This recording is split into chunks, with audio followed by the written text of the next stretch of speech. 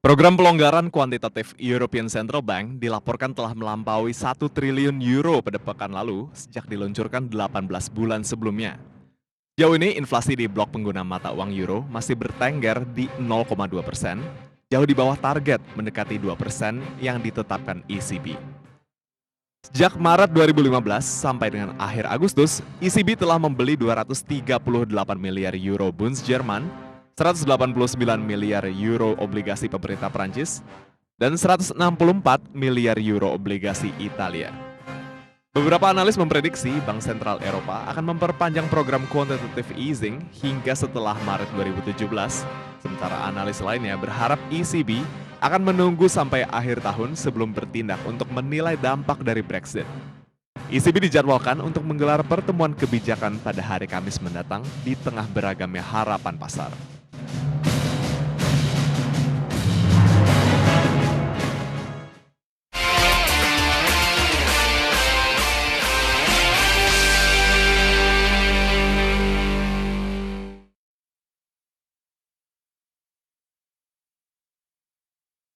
Dalam Market Now dalam spesial dialog, dan kali ini kami akan membahas terkait dengan peran sektor informasi teknologi untuk mendorong kemajuan bisnis di tanah air. Sektor informasi teknologi merupakan urat nadi dan bisa menjadi dasar yang kuat bagi kemajuan bisnis secara umum di tanah air. Untuk meningkatkan kualitas sektor informasi teknologi, maka The ICIO Community pun didirikan secara resmi pada 20 Mei 2016. Menurut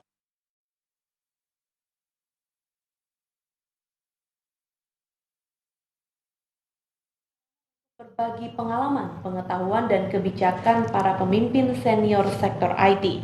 Saat ini ICIO Community yang terdiri dari para pemimpin senior di sektor IT telah memiliki banyak anggota yang berasal dari berbagai industri. Agus Wicaksono mengatakan, dengan membuat komunitas ini maka akan ada benang merah antara industri sehingga bisa memberikan dampak besar terhadap kemajuan ekonomi secara keseluruhan.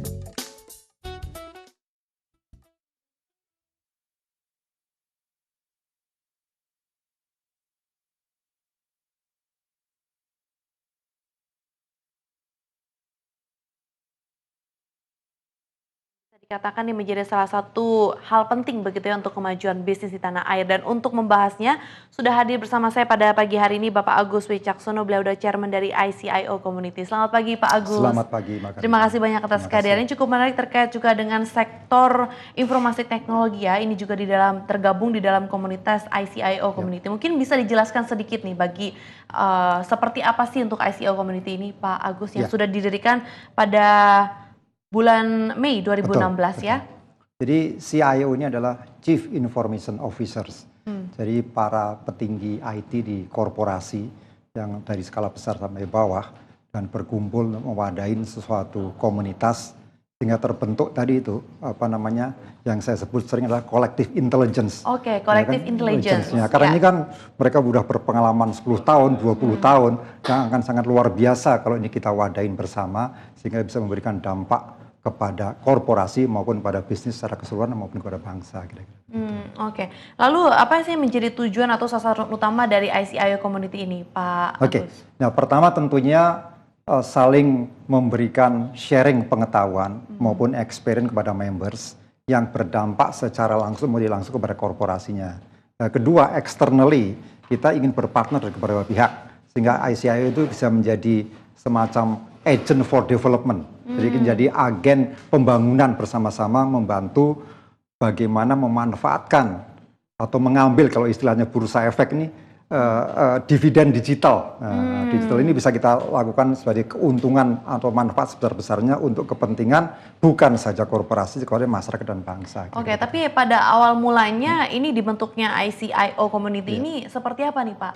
Oke, jadi awalnya tentunya lebih banyak informally meeting, gathering berbagai industri gitu ya. Oke. Secara informal kita melakukan banyak acara, contribute kepada universitas maupun sharing pengetahuan. Dan kemudian kita resmikan sebagai suatu wadah sehingga benar-benar bisa menjadi seperti yang kita uraikan tadi. Oke, apakah memang nih wadah atau informasi yang dikolek gitu ya, ini hanya tertentu saja atau mungkin ini secara menyeluruh mencakup semuanya? Ya, ini lebih ke arah yang sifatnya teknologi informasi dan digital secara umum. Ya, Oke. jadi tentu para eksekutif yang tergabung dalam ini mempunyai jam terbang yang tinggi, ya kan? Oke. Bisa sharing pengetahuan, Ya. sharing pengalaman, tidak perlu reinventing the wheel. Dan pengalaman itu seperti dulu sering disebut oleh mantan Menteri Pendidikan kita, it's time to pay back to the community, kepada masyarakat. Nah, apa yang sudah didapatkan para eksekutif di bidang IT Di-sharing ini kembali. di-sharing kembali lah kepada masyarakat yang barangkali bisa ikut membantu program pemerintah untuk meningkatkan pertumbuhan ekonomi. Oke, artinya berarti ada syarat dan ketentuan untuk bergabung dalam komunitas ICIO ini, Pak Ya, Agus? sementara ini tentunya adalah orang nomor satu IT di korporasi itu. Oke. Kemudian juga para eksekutif lain yang terkait seperti Chief Digital Officer maupun CEO kalau mau bergabung atau yang lain. Sehingga bisa terjadi kolaborasi yang baik kerjasama itu. Oke, baik. Ini menarik sekali karena cukup baik sekali Ya. begitu tujuan dan juga manfaat. Tapi kalau berbicara mengenai ini kan baru didirikan Ya, 20 Mei 2016 ya, sekitar baru kurang lebih 3 bulan sampai dengan 4 Ya, bulan ya, begitu ya, ya, Pak Agus. ya. Seberapa besar ini respon dan juga minat dari calon-calon anggota dari ICIO Oke. Community ini? Jadi sebenarnya secara informally ini sudah terjadi semacam komunitas sejak 3 tahun yang lalu. Akan tetapi 20 Mei itu adalah milestone kita Oke. supaya berbadan hukum. Sekarang ini ada 200-an lebih anggota yang terdiri dari berbagai sektor, mulai dari financial, kemudian manufacturing, oil and gas, mining, food and beverage, dan Hampir seterusnya. semua sektor, Hampir Pak, semua ya? sektor. Nah, mudah-mudahan ini kerjasama, kolaborasi ini kadang-kadang kan di beberapa level merupakan sesuatu yang mewah lah. Inilah yang kita lakukan kolaborasi secara utuh sehingga bisa menjadi kekuatan yang lebih besar untuk kemajuan bersama. Oke. Kolaborasinya seperti apa nih Pak dengan berbagai sektor yang ada? Karena kan memang informasi yang disampaikan ini tidak bisa menjangkau semuanya Betul, begitu. Seperti betul. apa mekanismenya, Nah, Pak? tentu dengan acara banyak program kita ada 4 pilar program. Oke. Satu tentu yang berkaitan dengan membership sendiri. Seperti hal seperti ini adalah salah satu bagian yang namanya CIO Exchange. Oke. Di mana kita bertukar pengalaman pendapat. BEJ akan bertukar pendapat mengenai keamanan informasi. Nah, itu kan menjadi concern kita semua. Kalau sesuatu company kena cyber attack, Ya. tentunya menjadi pengalaman bagi yang lain untuk menjaga seperti itu. Oke, ini menarik sekali nih Pak, hubungannya juga kerjasama dengan Bursa Efek Indonesia Betul, untuk menjaga betul. informasi, Iya. keamanannya khususnya Benar, begitu. benar, Nanti benar. kita bahas di segmen berikutnya, kita akan jeda terlebih Terima dahulu. kasih. Pemirsa, kami segera kembali usai jeda berikut ini dan juga berkaitan dengan informasi dari emiten, salah satunya dari emiten transportasi, dan tetaplah bersama kami.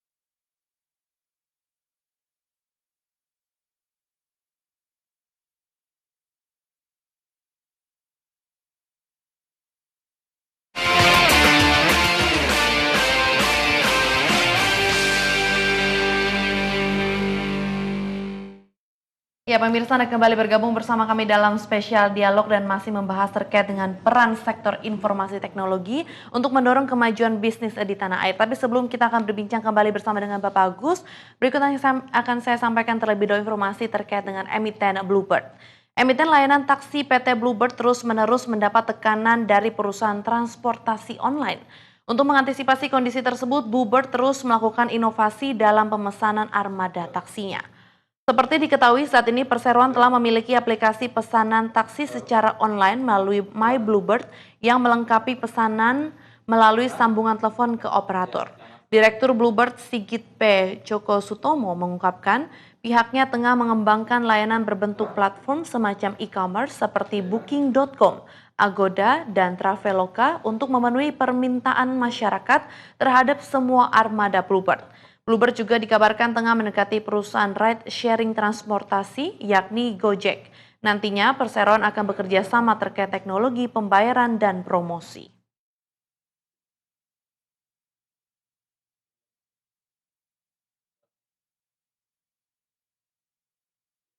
Ya, baik pemirsa, untuk membahas terkait dengan proyeksi perdagangan di Bursa Efek Indonesia dan juga terkait dengan emiten Bluebird yang bekerja sama dengan beberapa transportasi online, saya sudah tersambung melalui telepon bersama dengan Ibu Ellen May. Beliau adalah founder Ellen May Institute. Selamat pagi Ibu Ellen. Selamat pagi. Apa kabar Ibu Ellen? Baik, Mbak. Iya, terima kasih untuk waktunya Ibu Ellen. Sedikit membahas terkait dengan emiten transportasi, yaitu adalah PT Bluebird yang memang ini nampaknya juga melakukan inovasi dalam pemesanan armada taksi khususnya dalam berbasis online.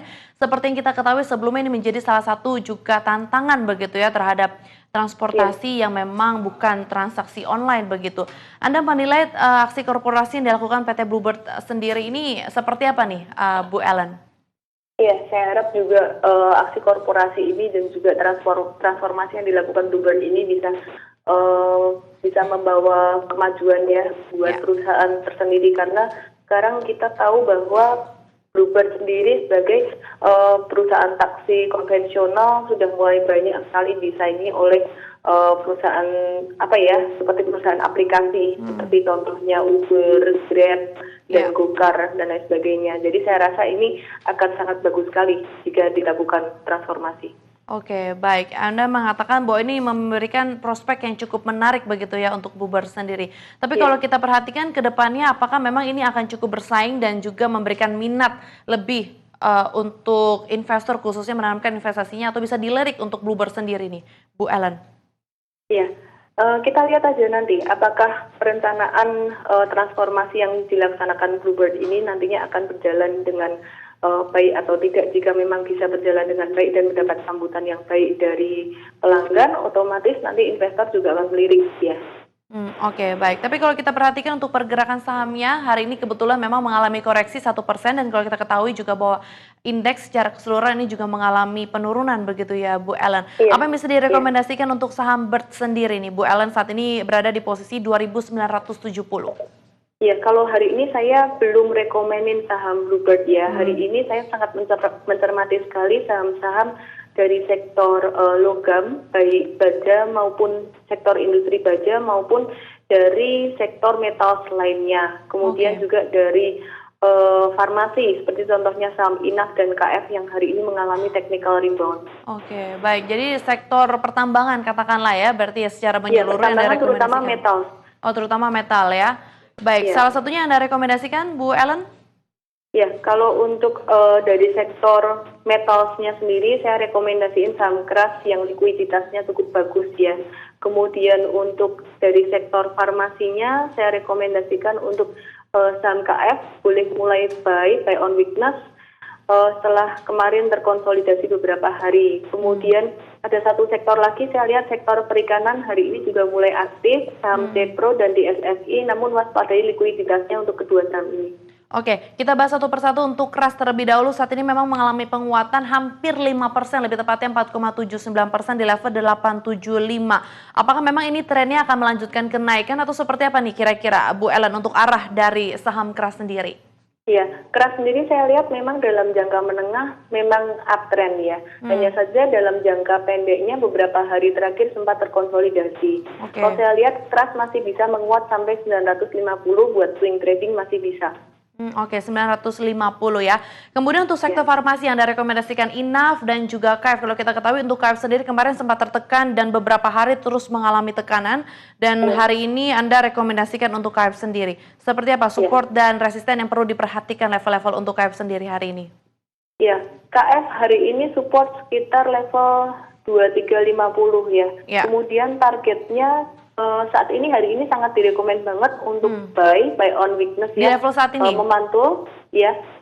Masih bisa dibeli dengan target sekitar level 2.800 sampai 3.000. Oke, cukup lebar berarti ya memang untuk range dari KF sendiri ya, karena memang waktu itu sempat juga di level 3.400 kalau tidak salah ya Bu Ellen ya.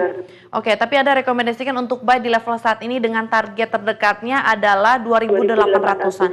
Bagaimana dengan INAF sendiri Bu Ellen? Oke. Untuk INAF ini trennya agak berbeda dengan KF ya. KF kemarin sempat turun cukup dalam. Justru kalau saya lebih pilih rekomen KF karena apa? Penurunan kemarin itu sebenarnya adalah seperti balancing ya. Jadi memang sehat, koreksi yang sehat seperti itu. Oke, koreksi yang sehat ya. Sementara kalau INAF berarti artinya Anda lebih merekomendasikan KF begitu ya Bu Ellen ya? Iya, betul sekali. Oke, untuk sektor perikanan tadi Anda sebutkan ada DSFI. DSFI dan CPRO. Iya, untuk DSFI seperti apa? Oke, jadi untuk sektor perikanan ini sebenarnya memang masih berpotensi untuk menguat. DSFI mungkin target sekitar 190-an ya. Hanya saja untuk DSFI dan CPRO ini kita perlu waspadai banget likuiditasnya. Oke, likuiditasnya perlu diwaspadai karena memang ini bisa dikatakan saham third liner begitu ya Bu Ellen ya? Iya. Oke, tapi targetnya 190 untuk DSFI ya? Iya. Oke, baik, kita kembali ke perdagangan indeks harga saham gabungan. Sayang sekali hari ini kembali ke zona negatif meskipun dibuka di zona positif di level 5.383. Proyeksi Anda Bu Ellen sampai dengan perdagangan hari nanti pada penutupan pada pukul 4 sore seperti apa nih kira-kira untuk pergerakan indeks harga saham gabungan Bu Ellen? Iya, IHSG masih berpotensi untuk terkoreksi ya menuju area support 5.300. 5.300, oke. Betul, dalam beberapa hari ke depan IHSG masih akan berpotensi untuk menguji area support tersebut. Oke, 5.300 ya dalam beberapa waktu ke depan. Kira-kira dalam jangka waktu berapa lama nih Bu Ellen? Mungkin sekitar beberapa hari. Dan jika IHSG berada di bawah 5.300 itu agak riskan, bisa turun sampai ke 5150-an. Oh, 5150-an? Jika turun di bawah 53 ya, karena 53 saya lihat itu adalah support yang cukup kuat. Cukup kuat dan nampaknya belum sempat tersentuh begitu ya, dan memang ini nampaknya juga masih terus dijaga begitu ya. Baik, terima kasih banyak Ibu Ellen untuk rekomendasi dan juga analisis Anda untuk indeks harga saham gabungan hari ini. Sukses untuk Anda. Sama-sama. Ya, baik pemirsa, itu dia perbincangan saya bersama dengan Ibu Ellen. Beliau adalah founder dari Institut Ellen May. Dan jangan beranjak dari tempat Anda pemirsa, kami akan segera kembali setelah jeda berikut ini.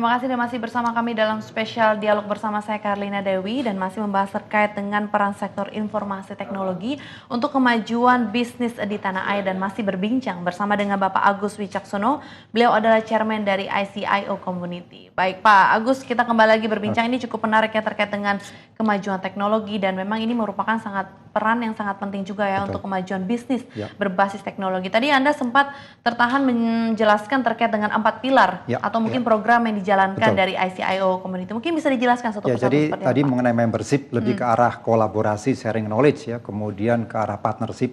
Ini yang salah satunya tentu kita ingin berpartner dengan berbagai pihak, termasuk dengan BJ, dengan government. Kita juga ikut membantu program pemerintah untuk menumbuhkan 1000 digital startup di Indonesia. 1000 digital startup. Itu startup. targetnya berarti ya? Target pemerintah itu. target Kita ikut membantu melaksanakan itu, memberikan ide-ide itu. Kemudian advokasi, bagaimana kita menyikapi atau memberikan feedback yang baik mengenai regulasi-regulasi terkait dengan teknologi sehingga menjadikan win-win kepada pemerintah bagus, kepada negara bagus, kepada pelaku bisnis juga sesuatu yang bagus. Yang keempat, kita melakukan riset maupun komunikasi sehingga kita tahu isu-isu apa yang menjadi hot. Dan kita mendapatkan PR dari Pak Rudiantara untuk merumuskan apa top 5 issues yang kita hadapin sehingga kita bisa deal dengan itu. Oke. Sementara itu bagaimana dengan kerjasama yang mungkin nanti rencananya juga akan berlangsung begitu akan ada kerjasama bersama dengan Bursa Efek Indonesia, sejauh ini seperti apa nih Pak? Ya, sementara ini dalam tahap setting the stage gitu ya, kita sharing mengenai keamanan informasi karena ini menjadi crown jewels-nya Indonesia lah. Ini kan pusat perdagangan yang mesti harus di well protected. Ini menjadi suatu contoh buat yang lain. Tapi kita juga punya pengalaman dalam hal yang misalnya mengenai industri infrastruktur yang tentunya keamanan juga harus kita protect, dan kemudian juga meleverage informasi mengenai pentingnya menumbuhkan perdagangan ini menjadi lebih banyak lagi kira-kira. Kalau sejauh ini Anda menilai begitu ya secara umum begitu untuk Bursa Efek Indonesia khususnya di pasar modal dalam memberikan informasi dan secara teknologi, apakah memang ini sudah cukup mendukung atau mungkin ada beberapa hal yang perlu diperbaiki begitu Pak ke depannya? Saya kira dengan adanya acara seperti ini, tiap hari kita mengundang opening trading itu sesuatu yang bagus. Nah, mungkin ke depan feedback saya barangkali lebih ke arah generasi yang lebih muda, itu anak-anak sekolah, sehingga dia early on, jadi dia udah mulai aware mengenai hal yang seperti ini, itu akan menumbuhkan long term lebih baik lagi kira-kira. Oke, berarti memang lebih kepada sosialisasinya, lebih kepada generasi muda begitu, tapi selebihnya Nanti mungkin kalau misalkan bekerja sama, sudah berlangsung begitu ada kesepakatan antara ICIO dan juga Bursa Efek Indonesia, mungkin ada sedikit gambaran begitu terkait hal apa yang pertama kali akan mungkin dibenahi atau dilakukan, mungkin sedikit begitu Pak Agus?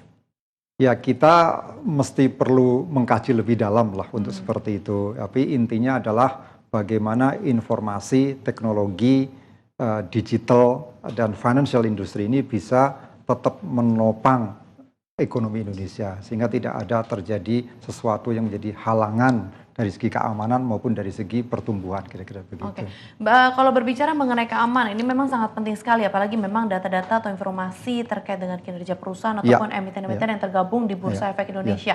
Seberapa penting Anda melihat hal ini memang perlu dijaga dan memang ini merupakan hal yang utama begitu? Ya, ini menurut saya hal yang sangat krusial karena data privacy ini kesadaran secara umum di masa kan sangat rendah. Nah, tentunya bisnis seperti ini, apalagi perdagangan adalah bisnis trust. Nah, kalau kita rendah dari segi awareness komunitas secara umum, tentunya orang akan takut bertransaksi secara online maupun secara yang lain. Dan ini masih terjadi di event barangkali beberapa anggota emiten yang tidak perlu saya sebutkan, bagaimana menghargai data privasi ketika berhubungan dengan customers. Nah, seberapa aware sebenarnya Anda melihat untuk emiten-emiten yang sudah bergabung di bursa modal sejauh ini terkait dengan kemajuan teknologi, karena memang ini merupakan hal yang sangat penting dan merupakan utama sekali. Ya, rasanya para korporasi yang besar dan apalagi yang sudah listed, mereka sangat aware mengenai digital ini. Dan seperti seringkali dibahas di beberapa tempat bahwa transformasi digital ini akan melanda bukan saja bisnis sama sisi kehidupan. Nah, kita siap tidak siap, we have to face it gitu kan. Nah, bagi para pelaku bisnis tentunya ada hal-hal yang sifatnya yang disebut disruptive teknologi. Jadi adanya teknologi ini bisa menimbulkan gejolak atau sesuatu yang berbeda dari yang sebelumnya. Nah, kalau karena itu gamenya adalah kalau dulu orang adalah beroperasi di koridor bisnis modelnya sudah tahu. Nah, dengan ada digital ini ada beberapa yang kita berkecimpung dalam membuat bisnis model baru. Nah, inilah yang perlu dilakukan balance yang baik sehingga tumbuh akan tetapi tidak melupakan bahwa yuk akan terdisrupt kalau tidak melakukan transformasi. Menarik sekali ya, dan memang ini sangat dinantikan. Semoga saja ini bisa ada kerjasama yang baik dengan Bursa Efek Indonesia. Ngomong-ngomong ini kapan nih Pak kerjasama akan dilakukan? Dalam waktu dekat ini atau ya mungkin? Kita akan diskusi lebih lanjut setelah ini, kemudian kita lakukan beberapa understanding supaya kita bisa lebih baik lagi gitu. Kira-kira gitu. Untuk ICI Community sendiri target mungkin tahun ini program-program apa saja yang akan direncanakan, mengingat bahwa bulan Maret kemarin begitu baru mengadakan ICI Awards begitu di 2016, apakah memang ini juga menjadi salah satu program yang terus rutin dilakukan? Ya, kita rutin. Jadi di 2017 kita akan melakukan award, ada 3 award yang kita akan lakukan. The most innovative CIO, the most influential CIO, and the most intelligent CIO. Jadi ini sebagai sesuatu yang supaya ada encouragement bagi teman-teman untuk berprestasi lebih baik lagi. Gitu ya. Nah, tetapi juga di tahun ini kita mulai berpartner dengan berbagai pihak, termasuk dengan Indonesia Mengajar. Kita berbicara kemarin dengan teman-teman di UI, bagaimana kita menyikapin data privacy, keamanan informasi, supaya kepada masyarakat. Ya. Kita lihat juga secara umum bahwa menurut para laporan analis ini bahwa spending IT di Indonesia ini less than 2% daripada gross domestic product. Dan menurut beberapa analis, Indonesia mestinya mendouble itu supaya benar-benar kita bisa menuju ke arah digitally empowered nations. Baik. Ini ICI Community bagi yang sudah menjadi member dan juga ini memberikan manfaat yang cukup baik juga ya, terutama untuk kemajuan bisnis di tanah air. Dampaknya seperti apa nih, apa yang sudah dihasilkan atau mungkin laporan-laporan dari masing-masing member? Ya, tentunya kita masih dalam bentuk embrio lah ya, akan tetapi secara individual, corporate sudah melakukan banyak hal yang dilakukan dan leverage. Nah, secara kolektif ini sedang kita banyak lakukan, termasuk partner dengan dunia pendidikan, dengan government, dan ke depan event kita diminta CIO ini juga ikut berperan mendorong para digital information officer di banyak BUMN misalnya, itu bisa lebih hebat lagi. Nah, kita tahu bahwa public services kalau itu kita transformasikan dengan teknologi akan sangat luar biasa dampaknya bagi efisiensi birokrasi maupun kepada bisnis secara tidak langsung. Dan juga melalui 4 pilar yang tadi Anda jelaskan. Sejauh ini sebelum kita akhiri, tantangan apa yang dihadapi Pak dalam ICIO Community sejauh selama didirikannya ini? Ya, tentunya teman-teman sangat sibuk di masing-masing bidangnya. Nah, oleh karena itu kita selalu mengimbau it's time to pay back itu tadi itu, dan spare waktu untuk bersama-sama bukan saja impact kepada internal perusahaan tetapi ada kepada komunitas, kira-kira gitu. Tentunya ini masih banyak tantangan-tantangan dalam hal bagaimana kita merumuskan tadi apa sih sebenarnya tantangan, apakah itu infrastruktur yang tidak merata di Indonesia yang itu bisa kita sampaikan kepada pemerintah sehingga kemajuan itu bisa di-leverage bukan saja Java-centric maupun Sumatera-centric, akan tetapi di Kalimantan, di Papua, ya kan, distribusi dari perdagangan, bahan-bahan pangan, misalnya itu kan mungkin dengan adanya akses kepada informasi yang mudah bisa dilakukan lebih baik lagi. Harusnya dengan informasi yang lebih mudah ini akan memudahkan sekali ya untuk mereka menggerakkan bisnis dan juga melakukan aktivitas bisnisnya ya. Semoga sukses untuk ICI Community dan juga jaya terus. Semoga kerjasama yang dilakukan dan juga 4 pilar yang sudah dibentuk ini sesuai dengan target yang diharapkan. Terima kasih banyak untuk kehadirannya Pak Agus. Terima kasih. Pemirsa, demikian perbincangan saya bersama dengan Bapak Agus Wicaksono. Beliau adalah chairman dari ICI Community, membahas terkait dengan peran sektor informasi teknologi untuk mendorong kemajuan bisnis di tanah air. Saya Karlina Dewi pamit undur diri. Terima kasih atas kebersamaan Anda. Sampai jumpa. Terima kasih. Terima kasih, baik.